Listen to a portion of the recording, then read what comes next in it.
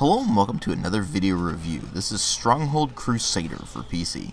This is a real-time strategy game and the follow-up to Stronghold. It was developed by Firefly Studios and originally published by Gathering of Developers, although Firefly now publishes it themselves, and it was originally released in 2002. What you're seeing in this video is Stronghold Crusader HD, which, like the original Stronghold, is basically just a slightly updated version of the game that runs on modern resolutions and things like that.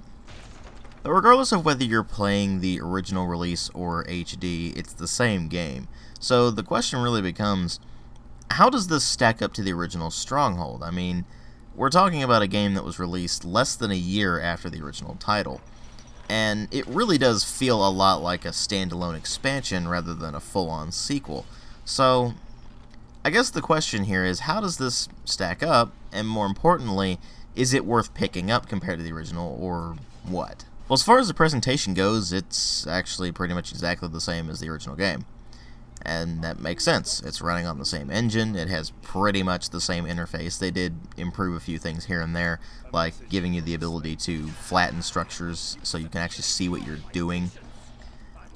But other than that, it was really just taking the same level of quality that you had in the original's graphics and bringing it to a new setting, which is the Crusades. So you're dealing with a lot of deserts, with some sandstone-style castles, things like that. So it looks the same in terms of quality, but they changed up the setting, and it works perfectly fine.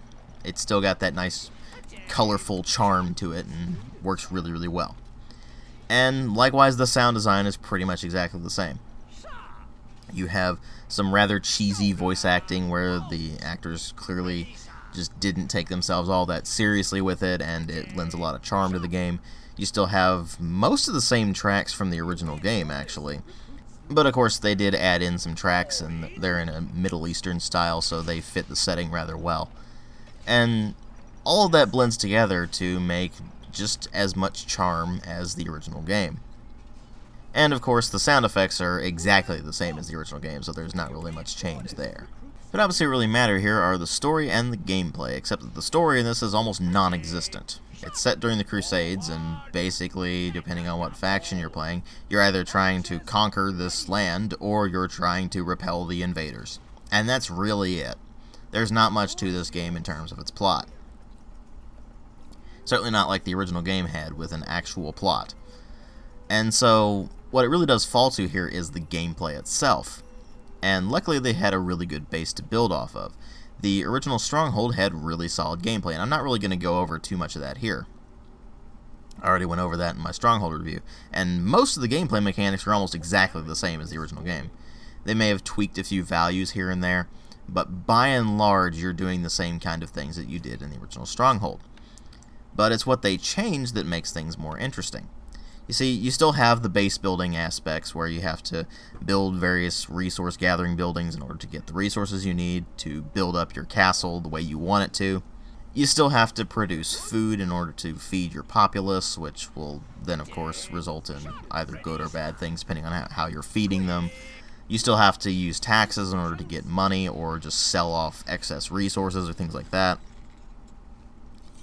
And you still have the whole military conquest thing, where you've built up your castle and now you can go besiege other castles, or you can defend your castle against attackers, things like that. And all of those mechanics are still perfectly valid here. The differences are that food has been pretty drastically changed in particular, where now you have to build farms on oasis grass, because this is set in the middle of the desert. And so farmland is very, very limited. So what do you have to do? Well, you had to go find some oasis grass, you build your farms, and then you have to defend that area. And that's where things get more interesting. It's not just about building your castle, it's about controlling resource areas. You didn't really have that quite as much in the original game.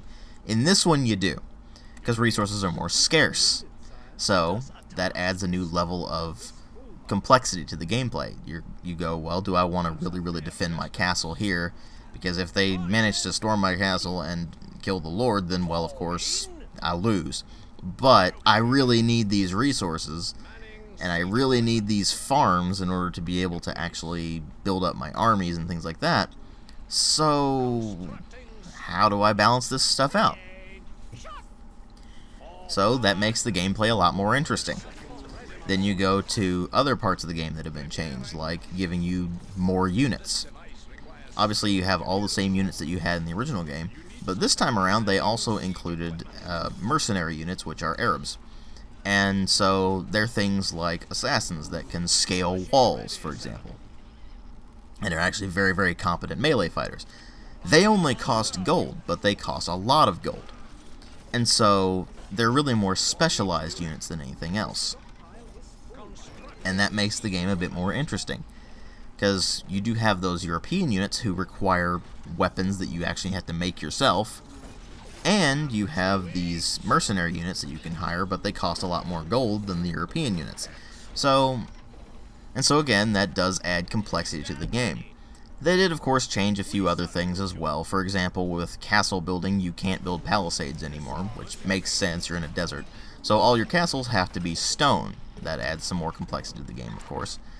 And they added in some new buildings for you. For example, watchtowers, which are really, really tall towers, but they have a very, very limited amount of space in them, so you can only have maybe 2 or 3 archers in there reliably, maybe up to 5. And they get a really, really good range bonus, but the watchtower is really not that strong. So you need to balance things out like that. And so it adds some more complexity to castle building as well.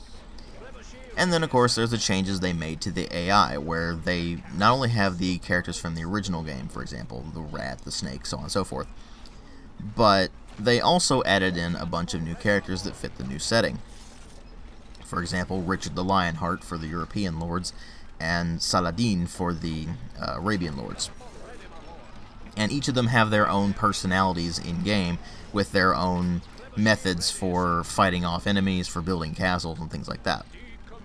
And of course, in Skirmish Mode, you can pick whether you're allied or enemied with various characters. And if you're allied with them, they might actually express worry if they're under siege, or they might taunt you if they're your enemy, or any number of things like that. And that's all in Skirmish Mode, let alone where it would be scripted out in, say, missions. So that makes the game a bit more interesting when you're playing in Skirmish, and there's more interaction from the various AI characters that you're dealing with and things like that. But if you'll notice, most of these changes I'm talking about aren't really earth-shattering. They do change the dynamic, and they make the game a lot more interesting, but they don't really do anything to just shake up the formula that they established in the original game. It really does feel more like a standalone expansion than a full-on sequel or something like that. That said, it just plays so much better than the original game. That change in dynamic is exactly what was needed to make this thing just a complete hit. And that's what makes it just well worth picking up on its own. But even weirder is that the changes they made in this game actually make the original game almost not worth playing, unless you're looking for the more European style of castle building and having the ability to build palisades and going for the more story-driven experience. But if you're going for the gameplay, which is where this series really shines, then this is really the one to go for, and if you're going for the original Stronghold style of game, where it was 2D and everything. And so what ends up happening here is that this is a phenomenal castle building game, and the improvements they made to it over the original make it just a really, really solid strategy game in general, not just a really good castle building game. And so that's why it's well worth picking up.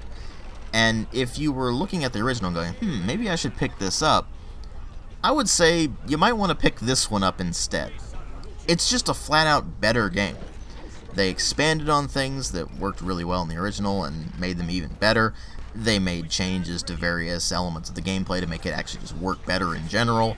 The skirmish mode is just a lot better than the original game's missions and such like that. And it's just a lot more enjoyable than the original Stronghold. That's of course not to say that the original Stronghold is bad or not enjoyable. It's still a very, very good game. But this thing just eclipsed it in almost every single way, to the point where it almost makes the original game not worth playing comparatively. I give it a 4 out of 5. Thanks for watching.